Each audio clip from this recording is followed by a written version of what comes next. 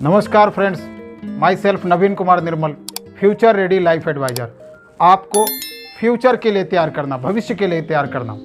बहुत सारे लोग पास करने के बाद हमारे पास सवाल पूछते हैं कि सर मैं पास कर गया, मुझे थैंक्स भी करते हैं और पूछते हैं कि अब मुझे क्या करना चाहिए। सबसे पहले तो आप सभी लोगों को बहुत बहुत कॉन्ग्रेचुलेशन, जो लोग भी पास कर गए हैं। तो आपको जब एग्ज़ाम पास कर गए हैं तो सबसे पहले आपको क्या करना पड़ेगा?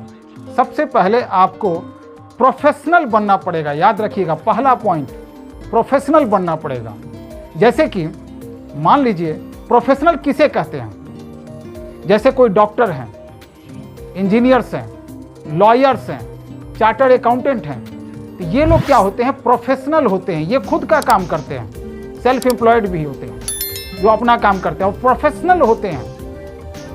और प्रोफेशनल होने की वजह से ये बहुत बड़ा पैसा बनाते हैं। अगर ये प्रोफेशनल नहीं बनेंगे तो बहुत बड़ा पैसा नहीं बना सकते हैं। तो प्रोफेशनल बनना पड़ेगा। जैसे कि मान लीजिए कि कोई स्टूडेंट है जो मेडिकल की तैयारी करता है और मेडिकल कॉलेज में एडमिशन हो जाता है। तो जब मेडिकल कॉलेज में एडमिशन हो गया तो अब वो एमबीबीएस की तैयारी करेगा। तब उसको 5 साल, 6 साल, 7 साल लग जाते हैं एमबीबीएस की डिग्री लेने में, तब जाके वो प्रोफेशनल बनता है। तो वैसे ही आप भी IC38 का एग्जाम पास करके अब आपको प्रोफेशनल बनना है। लेकिन वहाँ और यहाँ में फ़र्क क्या है कि वहाँ पर डिग्री मिलने के बाद ही उनको कोई पैसा देगा, यहाँ पर आप लर्निंग और अर्निंग एक साथ कर सकते हैं। यानी आपको कमाई भी होगी और सीखते भी रहना पड़ेगा। क्या सीखना पड़ेगा? प्रोफेशनल बनना। जैसे doctor, engineer, chartered accountant, lawyer होते हैं, उस तरह का प्रोफेशनल बनना पड़ेगा। एक और एग्जाम्पल से समझिए। जैसे कि डॉक्टर के पास अगर जाते हैं और बताते हैं कि मुझे ये समस्या है, ये समस्या है, वो समस्या है, डॉक्टर साहब क्या करते हैं? फ्रिक्शन ऑफ सेकेंड में आप बोलते जाते हैं और वो दवा लिखते जाते हैं। वो सोचने नहीं लगते हैं कि मेडिकल कॉलेज में पढ़े थे, इसमें कौन सी दवा लगेगी, ऐसा सोचते नहीं है। एक्सपीरियंस्ड होता है वो इतना एक्सपीरियंस है, हजारों लाखों पेशेंट को देख चुके होते हैं, तो वो फटाफट समझ जाते हैं कि इनको कौन सा जांच करना होगा अथवा कौन सा मेडिसिन देना होगा। 1 second, friction of second, 1 second से भी कम समय में। उसी तरह से आपको भी किसी आदमी से बात करने के बाद, ठीक ढंग से समझने के बाद, उनको सुनने के बाद आपको तुरंत पता चल जाना चाहिए कि इनको कौन सा सॉल्यूशन देना है, इनको कौन सा प्रोडक्ट देना है।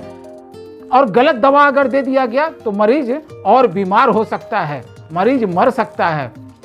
तो आपको भी सही सॉल्यूशन समझने के लिए याद नहीं करना पड़ेगा कि हमारे मैनेजर, हमारे डीओ साहब बहुत सारा प्रोडक्ट बताए थे, कौन सा प्रोडक्ट देना है, या इनका जो भविष्य के लिए कौन सा प्लान देंगे तो इनके लिए अच्छा होगा। आपको सोचना नहीं है, आपके दिमाग में तुरंत आना चाहिए कि इस व्यक्ति के लिए कौन सा प्लान सुटेबल होगा, इसको कौन सा योजना बताना चाहिए। ये प्रोफेशनल बनना होगा, ये धीरे धीरे आपको सीखना पड़ेगा। दूसरा चीज क्या है कि आपको, आपका जो काम है सिर्फ एजेंट बन करके पॉलिसी बेचना आपका काम नहीं है। आपको लोगों के लाइफ में एक लीडर बनना पड़ेगा, उसका फाइनेंशियल प्लानिंग करना पड़ेगा। और फाइनेंस की प्लानिंग यानी वित्तीय प्रबंधन तो हर आदमी की जरूरत है। जैसे डॉक्टर के पास कौन जाते हैं? जो पेशेंट होते हैं। वकील के पास कौन जाते हैं? जिनको कानूनी सलाह चाहिए या जिनके घर में कोई झगड़ा लफड़ा हो गया, वो जाते हैं वकील के पास। लेकिन आपके लिए तो हर कोई आपके क्लाइंट है, हर कोई आपके कंज्यूमर बनेंगे, कस्टमर बनेंगे। एक डॉक्टर भी बनेंगे, एक वकील भी बनेंगे, एक चार्टर्ड अकाउंटेंट भी बनेंगे, एक लॉयर भी बनेंगे। आपकी जरूरत तो हर किसी को है, क्योंकि आप भी प्रोफेशनल बनने वाले हैं। और आपको दूसरा चीज फाइनेंशियल प्लानर बनना है। आपको उनके फाइनेंस का बढ़िया से बढ़िया प्लानिंग करना है, ताकि वो आर्थिक रूप से समृद्ध हों, आर्थिक रूप से मजबूत हों, फाइनेंशियली स्ट्रांग हों। तो आपको फाइनेंशियल प्लानिंग करने सीखना पड़ेगा। प्रोडक्ट का सेलर सिर्फ बनेंगे तो प्रोडक्ट की जानकारी तो ऑनलाइन भी मिल जाती है, ब्राउज़र से भी मिल जाती है। बहुत सारी ऑनलाइन कंपनियां हैं, Policy.Bazaar है, ये सब है, बहुत अच्छा प्रोडक्ट बताती है, समझाती है। फिर आपसे क्यों लेंगे? क्या आप उनके रिश्तेदार हैं इसलिए लेंगे, या आप उनके घर बार बार जा रहे हैं इसलिए लेंगे? ऐसा नहीं है। इस तरह करके आप बड़ा बिजनेस नहीं बना सकते हैं। तो आपको फाइनेंशियल प्लानिंग करना सीखना पड़ेगा कि उनका फाइनेंशियल प्लानिंग कैसे किया जाए। और ये धीरे धीरे धीरे धीरे होगा, एक बार में नहीं होगा। यहाँ लर्निंग और अर्निंग एक साथ चलते रहना चाहिए, सीखना भी होगा और साथ साथ पैसा भी कमाते रहिएगा। और तीसरा चीज है कि आपको एक बड़े क्लाइंट, क्योंकि पैसा कौन देंगे, पैसे का प्रबंधन कौन करवाएंगे?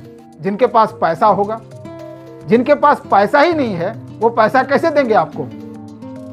जिनके पास पैसा ही नहीं हो पैसे का प्रबंधन कैसे करेंगे? तो आपको ऐसे कस्टमर को ढूंढना है जो महीने का 1 लाख, 2 लाख, 3 लाख, 4 लाख, 5 लाख रुपए कमाते हैं। ऐसे भी लोग हैं जो महीने का 1 करोड़ भी बनाते हैं। तो एक दिन में तो आप वहां नहीं पहुंचेंगे, लेकिन आपकी टारगेट, आपका गोल, आपका फोकस वहां होना चाहिए कि ऐसे क्लाइंट ढूंढे जो महीने का 1 लाख रुपया कमाते हैं, 2 लाख रुपया कमाते हैं, 5 लाख रुपया कमाते हैं, 10 लाख रुपया कमाते हैं।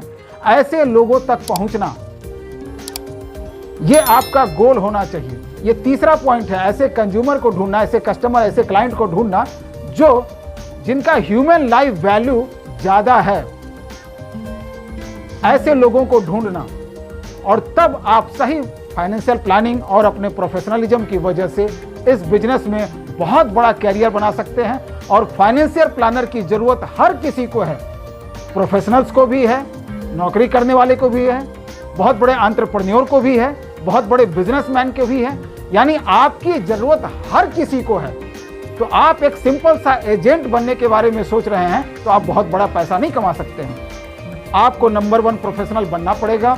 नंबर 2, आपको जो है फाइनेंस की प्लानिंग करनी सीखनी पड़ेगी। और नंबर 3, सही टारगेट कस्टमर तक आपको पहुंचना होगा। और ये सब चीज जब आप सीखेंगे तो आपका फ्यूचर बहुत ही ब्राइट होगा। और आप समझिए कि सोने की खदान पर बैठे हुए हैं कि फाइनेंशियल प्लानर की बहुत ही कमी है हर जगह पर, हमारे देश में, पूरी दुनिया में। तो आपको फाइनेंशियल प्लानर बनना पड़ेगा। तो इसी वीडियो में आप बहुत कुछ बताने का कोशिश मैंने किया। आप इसको सब्सक्राइब कर लीजिए ताकि मैं ऐसे ही वीडियो डालता रहता हूं, ताकि आपका नॉलेज बढ़ता रहे और आपका कैरियर बढ़िया से बढ़िया बने। Thank you very much.